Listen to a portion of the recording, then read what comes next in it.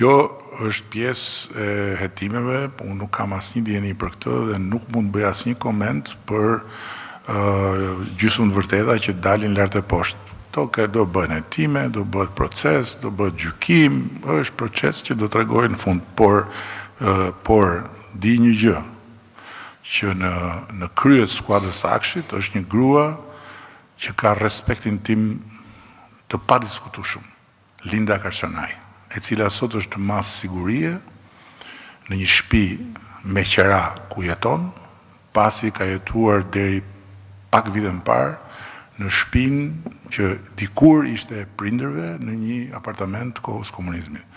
Dhe që e njoh për 20 vjetësh, që punon pa orar dhe që ka udhëhequr gjithë të transformim që është epokal për Shqipërinë. Këtë di ta them me plot gojë.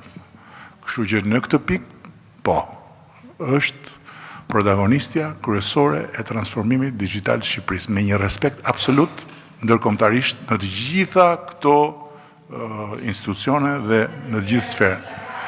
Dhe për pjesën tjetër që juve më pyesni, unë po e përsëris. Çfarë thoni ju sot, bazuar në copza të nxjera rrugëve nga ata që duhet ruajnë sekretin hetimor, nuk është absolutisht e mjaftueshme për të dalë në përfundime mbi fajin apo pafajësinë e njerëzve. Kujdo qoftë, janë gjysmë të vërteta.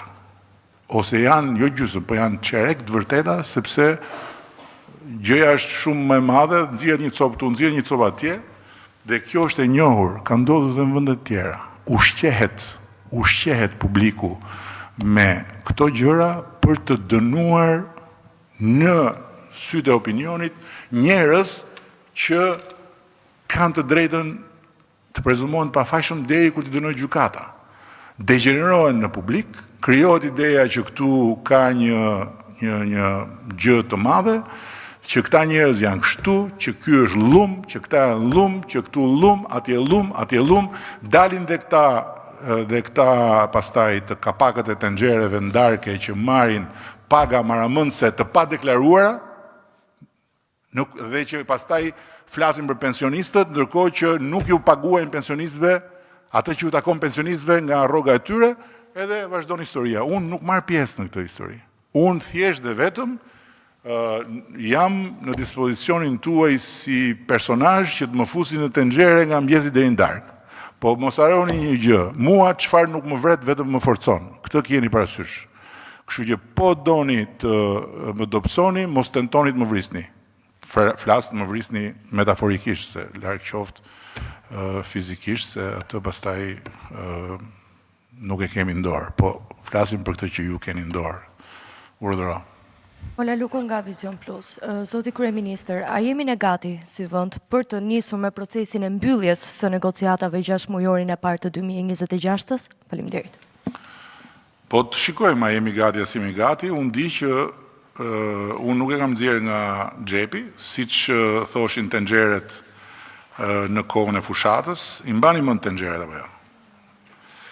Që zihenin. Kush je ti që e thua, po ku e di ti, po si e di ti, këta që barkun e kanë në tru edhe trurin e kanë në bark.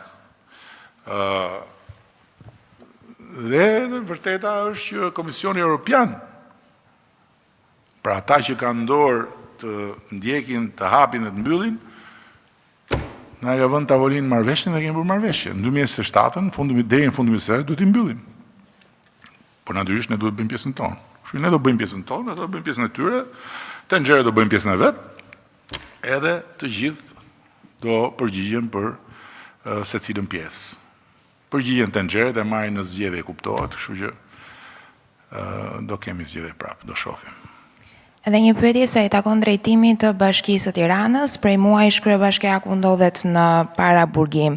A do të ndërmerren hapa ligjor nga ana juaj apo e Partisë Socialiste për të ndryshuar drejtimin e Bashkisë së Tiranës? Rast tipik, apo do të vijojnë në këtë formë derisa të ketë një vendim të formës së prerë? Rast tipik i asaj që thash përpara dhe asaj që folim përpara. I kyçur në qeli pa gjyq. Dhe ndërkohë vazhdon kërkimi i provave. Unë akoma se kam marrë vesh çfarë ka bërë konkretisht, personalisht, që t'jemi të qartë. Nuk e kam kuptuar çfarë ka bërë. Korrupsion në kuptimin e fjalës korrupsion nuk kam parë. Mbase nuk e kam parë unë. Por unë di një gjë që çdo qytetar i kësaj republike, i cili nuk është pjesë e organizatave kriminale, dhe kur flas për organizata kriminale, nuk flas për këtë konceptin e ri që ka dalë tani grupi strukturuar, e kupton? Se grupi strukturuar do të thotë një grup njerëzish që ndajnë një qëllim të përbashkët, që punojnë natë e ditë për qëllimin e përbashkët dhe që bëjnë keq për një qëllim të përbashkët. Këta janë tjetër gjë. Dhe natyrisht që këta për rrezikshmërinë që kanë, normalisht që ka shumë më tepër arsye për të menduar që paraburgimi është gjë e dur. Dhe pastaj përjashtor rastet e veprave të rënda ku përfshin dhe korrupsioni në flagrancë,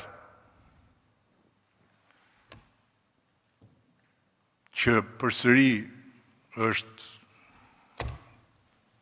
pa diskutim fare natyrshme që të përfundoj në paraburgim, të gjitha rastet e tjera të paraburgimit duhet jenë shumë të argumentuara.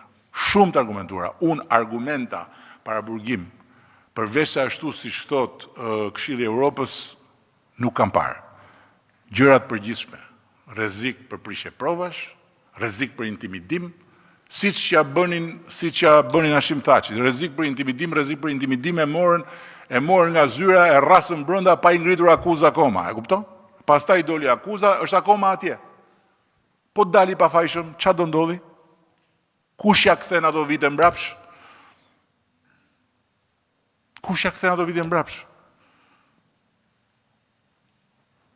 Që në fund të ditës ka një akuzë për cilën e mbështet populli vet, në kuptimin që nuk e pranon populli vet.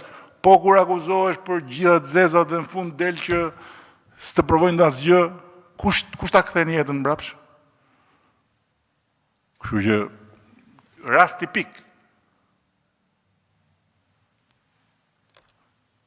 Kryetar bashkie. Teknika e marrjes kryetarit bashkisë, marrën kryetarit bashkisë Tropojës, mbyllet brenda atje, jo ke firmos, jo s'ke firmos. Po çfarë është kjo? Po si ja heq ti qytetit kryetarin e bashkisë, edhe e rras brenda se jo ke firmos, jo s'ke firmos, është firma jote, s'është firma jote. Si e bën ti këtë? Si e bën ti këtë më? Ai është zgjedh nga populli atje. Merë, gjykoje, ka të drejtën e gjyqit njeriu në një drejtësi demokratike. Dhe në fund, me prova, futen burg, nëse është për burg. Po s'mund ta burgosësh ti se do ti, dhe se ndihesh ti i fortë. Kjo është normale, nuk e bën asnjë vend, nuk e bën asnjë vend. Ne e kemi, në mos gabohem, atë numrin e të paraburgosurve, 94 në 100.000 veta. Mos gabohem. Ose në 1.000 veta. Belgjika ka 10. Tani, qa mendoni? Mendoni që Belgjika ka më pak kriminalitet se Shqipëria? Belgjika ka më shumë kriminalitet se Shqipëria. Belgjika është epiqendra e shumë gjërave që lidhen me drogën e me krimin e tjerë e tjerë. Belgjika është i vend me shumë probleme, po është vend demokratik, është vend ku ka drejtësi demokratike, si merr fut burg, hajde burg, pa gjyq. Kjo është e pa. Tani dhe më bën pyetjen, ç'a bëhet? Duke qenë pikërisht se është krye qyteti, nuk është Edhe Tropoja nuk e ka luksin ta ketë në burg kryetarin e bashkisë. Pavarësisht se është në arrest shtëpie në atë rast, po çon si ka, nuk shkon punë. Pavarësisht se është një vend i vogël, po kryeqyteti merr i fut në burg kryetarin e bashkisë para burgim, pa gjyq, pa gjë, u bë viti. Dhe ka deri në zgjedhje edhe 1 vit e gjys apo jo. Çfarë do bëjmë? Rri, s'ka problem. Çfarë them unë? Ç'ma kërkon mua? Unë e bëra një provë që t'i jepnim Tiranës si kryetar bashkie. Nuk funksionoi sepse gjykata kushtetuese tha kryetari i bashkisë ka Tirana. Në rregull, e ka Tirana, po ku e ka? Pa nxjerrin pra ta çojnë atje. Vazhdoi detyrën, pastaj nëse gjendet i fajshëm, shkoi të bëj dënimin. Ç'a bëhet këtu kështu? Kjo nuk shkon edhe këto janë probleme që duhen marrë seriozisht nga të gjithë. Duhet i marrë seriozisht qeverisja gjyqësore, duhet i marrë seriozisht inspektori i lartë i drejtësisë. Duhet i marrë seriozisht këshilli, duhet i marrë seriozisht vetë protagonistët. Këtu janë njerëzit. Hetohen, gjykohen, dhe pastaj ndahet shapi nga shaqeri, por nuk mundet do të si mundet çfarë? Çajnë këto kontrolle banesash, 50 kontrolle banesash, për gjëra që kanë ndodhur para 5 vjetësh. Çfarë janë këto? Çfarë janë këto? Si mund të ndodhi kështu? Pastaj, kontrollet banesave kanë rregulla. Mund shkosh futu atje, hajde të kapim çat kapim, gjejmë në gjë. Po të shohësh ligjin. Dhe mua më shqetëson për atmosferën që krijohet, më shqetëson për tensionin që krijohet, po natyrisht që për tenxheret është gjë e madhe, sepse Krishtlindjet, viti i ri, ç'pun kanë tenxheret me këto? Tenxheret kanë, shkoj ke shtëpia këtij, shkoj ke shtëpia, doli shtëpia, u fut ke shtëpia, u kap kjo. Një gjë e smur, komplet, sipas meje.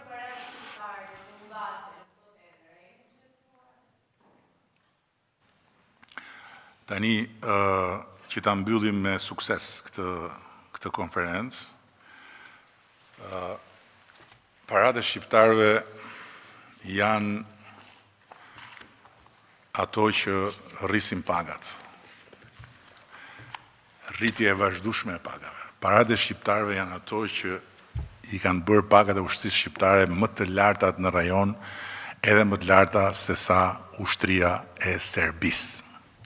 Paratë e shqiptarëve janë 1.7 miliard plus ekstra që do t'i kalojnë pensionistëve në këto 5 vite që vinë. Paratë e shqiptarëve janë ato që kanë financuar projekte infrastrukture që kur vinë të huajt,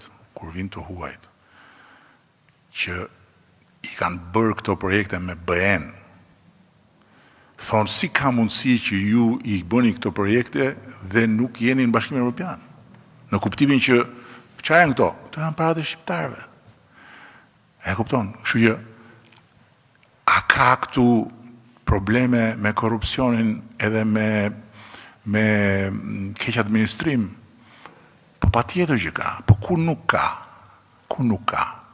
Dhe ndërkohë, çuditërisht, ç'a ndodh me këto organizata ndërkombëtare?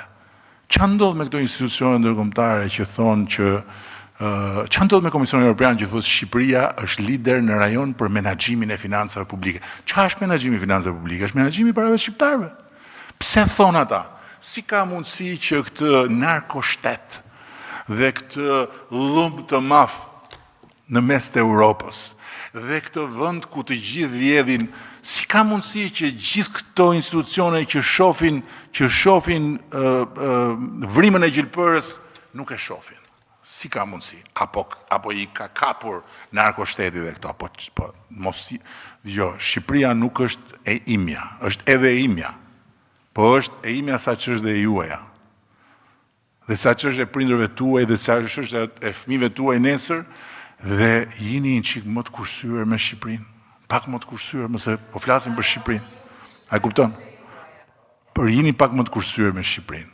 Dhe Shqipëria ka kaq liri njerëzore sa që në konferencën e shtypit të kryeministit të Shqipërisë zien një tenxhere gjatë gjithë kohës, edhe kryeministri vetëm buzëqesh. Tani ju uroj ta keni të mbarë këtë fund viti. Urdhro?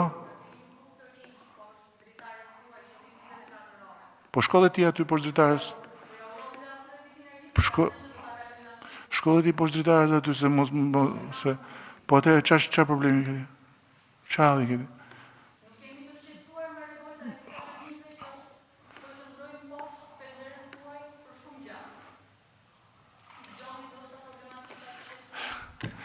Dëgjoj këtu. Unë shqetësohem nga çdo kush dhe për çdo kënd që ka një hall. Por për askënd që hallin e vet ka pushtetin. Kush do pushtet dhe lufton për pushtet, të vër tenda, të vër kujen, të hidhet për pjetë, tjeti i ri, tjeti i vjetër, tjeti si të doj, nuk është fare në hartën e shqetësimit mia, më kuptove? Kështu që, se po ti ishin ata vërtet në hall, unë jam i sigurt që ti do shkoje te çadra e tyre, po ti e di që ata nuk kanë hall. Ose ti e di shumë mirë që halli kanë ata, kështu që është puna tyre. Duan të rinë në çadër për vitin e ri, të rinë në çadër për vitin e ri. Vend i lirë ky. Apo jo, tani ta bëj unurimin apo ke edhe në ndërhyrje tjetër? Ma jep këtë drejt, domethënë. Faleminderit. Me lejen që mora, ju uroj gëzuar. Sinqerisht ju uroj gëzuar. Do të jetë një vit i ri historik, sepse do të jenë 2-3 ditë pa tenxhere e rrugëve, dhe do të jeni pranë tenxhereve të nënave edhe të familjeve tuaja, kështu që ta kaloni sa më gëzuar, të keni shëndet, se shëndeti ka shumë rëndësi në familje, edhe vitin e ardhshëm ne punën tonë, ju punën tuaj, shiu punën e vetë. Shumë faleminderit.